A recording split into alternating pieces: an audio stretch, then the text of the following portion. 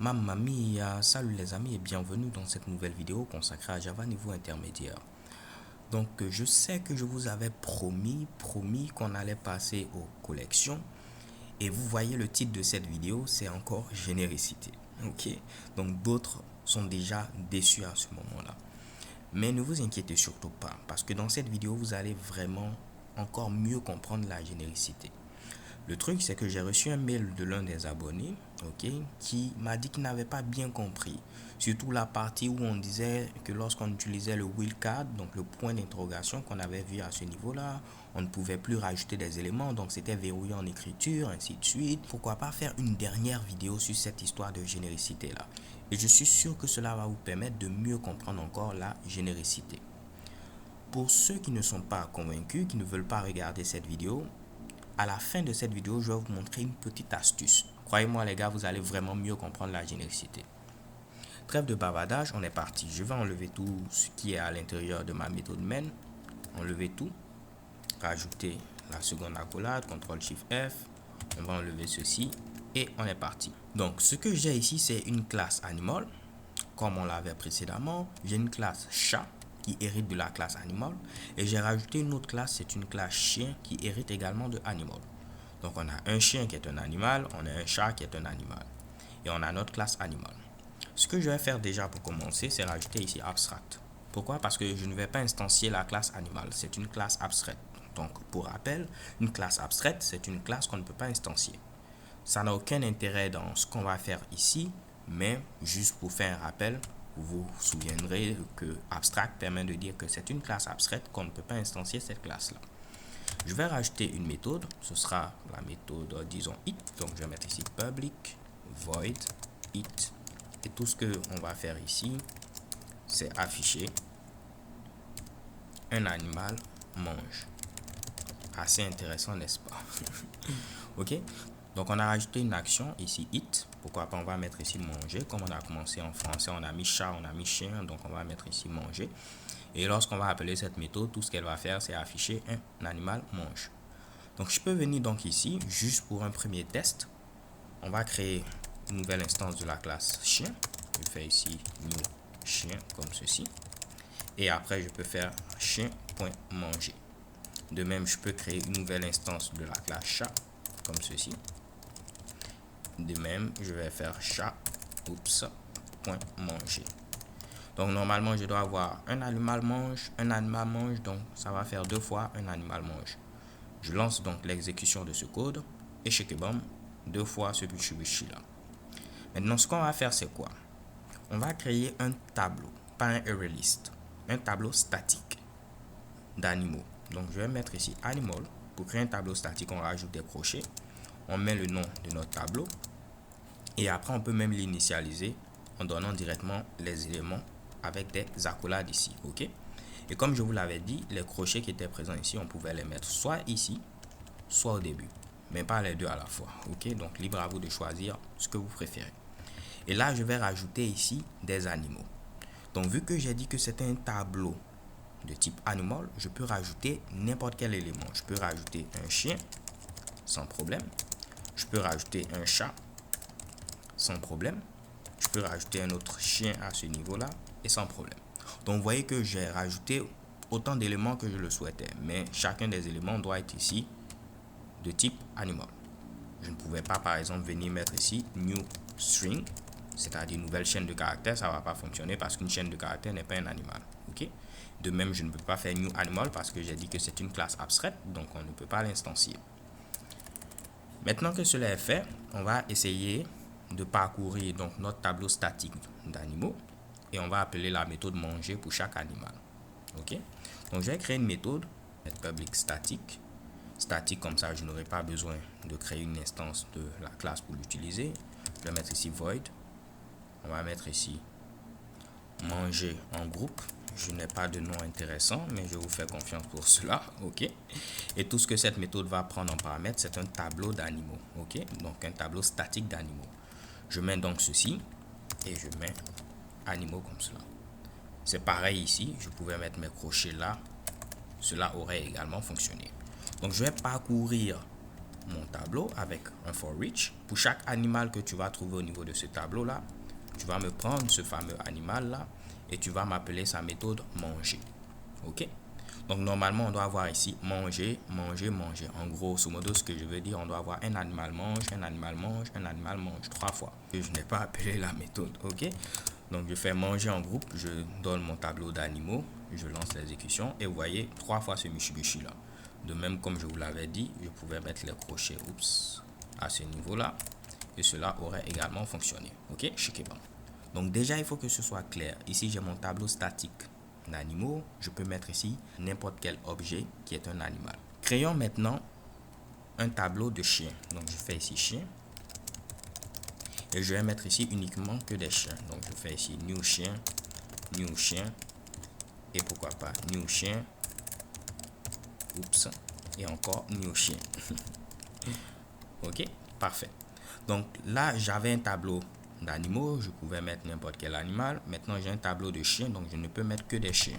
Je ne peux pas par exemple venir mettre ici new chat. Cela ne va pas fonctionner parce que j'ai dit ce ne sont que des chiens. Donc ce qu'on va faire maintenant ici, on va appeler la méthode manger en groupe et je vais donner ici en paramètre mes chiens. Avant que je ne finisse, selon vous, est-ce que cela va fonctionner si je mets ici chien? On aura une erreur ou bien cela va fonctionner? Je vais vous demander donc de mettre la vidéo sur pause et de me dire est-ce que cela va fonctionner ou est-ce qu'on aura une erreur. Bien, donc je mets ici chien et comme vous pouvez le voir, shikebam, cela fonctionne sans problème. Là, on aura donc 1, 2, 3, 4. Donc, on aura 7 fois un animal mange. Je lance l'exécution et vous voyez, normalement, on a cela 7 fois. Un animal mange 1, 2, 3, 4, 5, 6, 7. Ok? Donc, cela fonctionne. Pourquoi? Parce que ici, on a un tableau statique d'animaux. Donc, ici, si vous donnez un tableau statique de chien, il sait que un chien, c'est un animal. Donc, c'est un tableau statique également d'animaux. Donc, comme vous pouvez le voir, cela fonctionne normalement sans problème. Ok? Ce qu'on va faire maintenant, c'est quoi? En lieu et place de mettre ici un tableau statique, on va remplacer cela pour mettre maintenant un ArrayList. Donc, je vais créer un ArrayList d'animaux. Donc, je mets ici Animal. Je vais mettre ici Animaux. Et je vais faire New Array. ArrayList comme ceci. De même, je vais créer un ArrayList de chiens.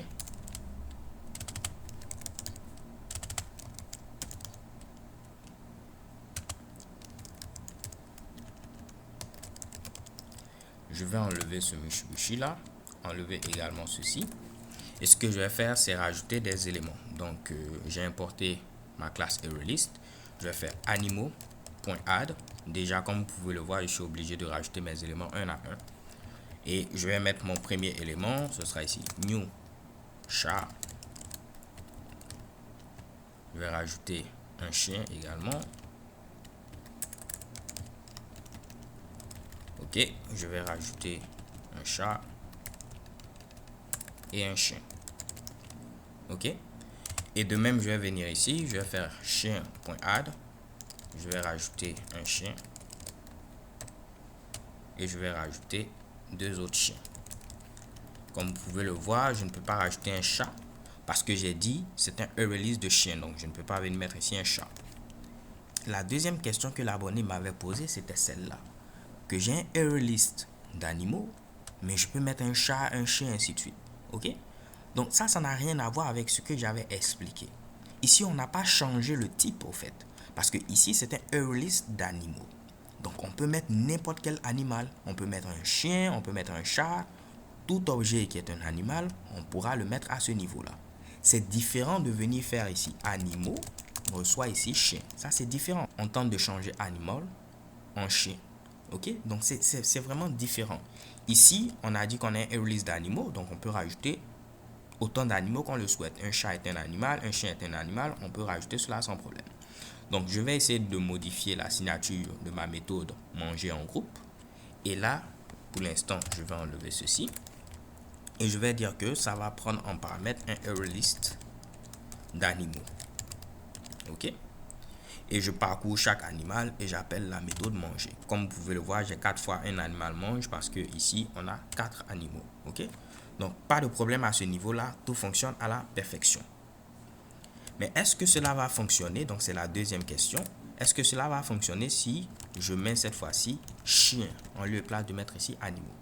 Donc essayez de mettre la vidéo sur pause et dites-moi si je mets ici chien, est-ce que cela va fonctionner? Donc là c'est clair normalement que cela ne va pas fonctionner parce que dans l'autre vidéo c'est ce qu'on avait expliqué en détail. On a ici un ArrayList qui ne prend que le type animal, donc on ne peut pas donner ici un ArrayList de type chien parce que c'est comme si on tente de changer le type. C'était animal et on veut mettre ici chien. Cela ne va pas fonctionner.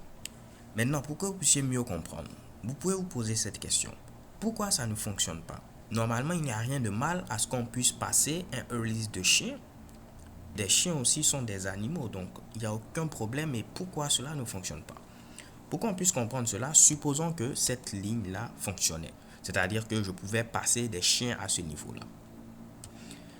Le problème que ça pose, c'est quoi? C'est que ici, si cela fonctionnait, je pouvais prendre mon ArrayList d'animaux et je pourrais rajouter, par exemple ici, un chat. Ok? Donc, vous voyez que ce Mitsubishi qui était présent ici, il est censé contenir que des chiens. Mais supposons que avec Java, en mettant ici ArrayList animal comme cela marchait et ça nous permettait également de passer un ArrayList de chien. Donc celui-là est censé être un ArrayList de chien. Mais si on nous permettait de faire cela, on aurait pu rajouter autre chose que des chiens. On aurait pu mélanger notre ArrayList de chien maintenant avec un chat. C'est pour cette raison qu'on ne nous permet pas de faire cela. On nous oblige à mettre le même type. Comme ça, lorsqu'on a mis ici chien, il va voir que ok, c'est un ArrayList de chien, donc mon gars, tu ne dois mettre ici que des chiens. Alors que si ça marchait avec animal, on aurait pu mettre n'importe quel Mitsubishi et ça allait mélanger notre tableau. Maintenant, la question que vous pouvez me poser, mais Honoré, c'est pas logique parce que si j'avais ici aussi un tableau, ça aurait fonctionné. Donc, je vais revenir à ce qu'on avait. Je vais tenter de trouver rapidement ce qu'on avait. Désolé les gars. Donc là, je retrouve mon tableau d'animaux et mon tableau de chiens. Donc vous pouvez me dire, mais ici aussi, on aurait pu modifier en mettant par exemple animaux à la position 1 ou bien à la position 0, un truc de ce genre-là. Ok, je vais rajouter un nouveau chat.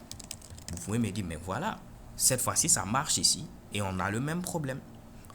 Du moins ici, vous remarquez que le compilateur, il accepte cela, il dit pas le problème. Mais lorsque vous allez exécuter cela, la machine virtuelle va dire, non, non, non, non, non, il y a un problème ici. Il y a une exception qui est levée, array store exception, ok? Donc, ça, c'est détecté à l'exécution. Si vous vous rappelez, on a vu les exceptions, c'est pourquoi tout devient cool, n'est-ce pas? Je vais essayer de mettre ici array store exception afin que vous puissiez voir ce que je veux dire. Si je fais array store exception, je vais cliquer, vous voyez runtime exception. Et si vous vous rappelez, ce sont des exceptions qui sont détectées seulement à l'exécution. C'est pourquoi c'est à ce niveau-là qu'on détecte lorsqu'on exécute notre code. Ok? Donc, vous pourrez mettre ceci, mais ça ne va pas marcher. Votre code ne pourra pas ici s'exécuter. Donc, c'est vrai que le compilateur ne se fâche pas ici, mais vous avez vu que votre code ne va pas pouvoir ici s'exécuter. Ok? Et c'est pour cette raison, donc je vais revenir à ce qu'on avait. Donc là, je suis revenu à ce qu'on avait avec les ArrayList, ok. Et on avait vu que si on précisait ici ArrayList animal, on ne pouvait mettre ici qu'un ArrayList d'animaux. On ne pouvait plus mettre un ArrayList de chien. Si on voulait mettre également un ArrayList de chien, il fallait utiliser notre fameux wildcard qui est présent ici, le point d'interrogation, et rajouter extend pour dire que on peut accepter un animal ou n'importe quelle classe qui va hériter de la classe animal, donc n'importe quelle classe fille. Ce qui me permet de passer également ici un ArrayList de chien. Ok. Maintenant, vous pouvez me dire, ok, maintenant qu'on a fait cela, on pourra venir ici, n'est-ce pas, Honoré, et on va pouvoir ajouter également n'importe quel Mitsubishi. Donc, on va retrouver le même problème en mettant par exemple ici new chat. Supposons que j'avais un ArrayList de chien, je veux mettre ici n'importe quel Mitsubishi. Vous voyez que cela ne fonctionne pas. C'est pour cette raison que lorsque vous utilisez le point d'interrogation, il verrouille l'accès en écriture. Vous ne pouvez plus écrire, ok? C'est juste pour cela. Pour que vous ne puissiez pas modifier ici votre ArrayList. Vous pourrez faire tout ce que vous voulez. Lister, récupérer les éléments, ainsi de suite. Mais vous ne pourrez plus rajouter ici un autre élément à votre ArrayList, ok? Donc j'espère que cela vous permet de mieux comprendre pourquoi l'accès est verrouillé en écriture, ainsi de suite. Là, sans problème, j'aurais pu faire mon fameux for each à ce niveau-là. et pour chaque animal appelé la méthode manger, et je n'aurai pas de problème ici comme vous pouvez le voir. Ok, donc les gars, en grosso modo c'est ça. J'avais souhaité revenir là-dessus afin que tout le monde soit sur la même longueur d'onde et que je puisse passer cette histoire de généricité tout en me disant qu'au moins vous aurez compris le pourquoi du comment. Ok, vous aurez compris un peu dans l'ensemble comment cela fonctionne. Si cette vidéo n'a fait que compliquer les choses, vous pouvez l'oublier et revenir là-dessus lorsque vous allez réellement utiliser la généricité dans l'un de vos projets. Ok, car croyez-moi, c'est avec la pratique qu'on comprend réellement les choses. Maintenant, avant de terminer, j'avais dit que j'avais un bonus, donc ce sera maintenant le moment du bonus. En lieu et place ici de mettre ce Mitsubishi là, j'aurais pu mettre par exemple, disons T, donc n'importe quelle lettre, mais supposons que c'est juste un type, donc je mets ici T. Et je vais donc venir ici, rajouter mes chevrons et coller ce Mitsubishi, seulement que je vais rajouter le point d'interrogation par notre fameux T.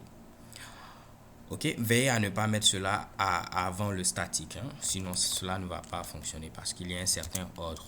De la même manière que il faut mettre extends avant implement, c'est pareil ici, vous devrez le mettre ici après le statique s'il y a un statique. Donc là, en grosso modo, qu'est-ce qui se passe? J'ai dit que c'est un array list ici de T. Donc le type ici, c'est T. Et je mets maintenant ma contrainte sur le T. T peut être soit animal ou n'importe quelle classe fille d'animal. Donc, il y a des gens qui préfèrent noter cela comme ceci. Il y a d'autres personnes qui préfèrent directement ici mettre la contrainte à ce niveau-là. OK? En mettant le point d'interrogation.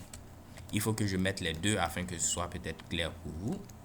Il y a ceci ou on peut procéder autrement. Je vais juste copier ceci et le coller là en mettant directement point d'interrogation extend animal et là on n'aura plus besoin de mettre ceci. Ok, donc soit on met notre type, on met la contrainte à ce niveau là, soit on peut mettre la contrainte directement en utilisant le point d'interrogation.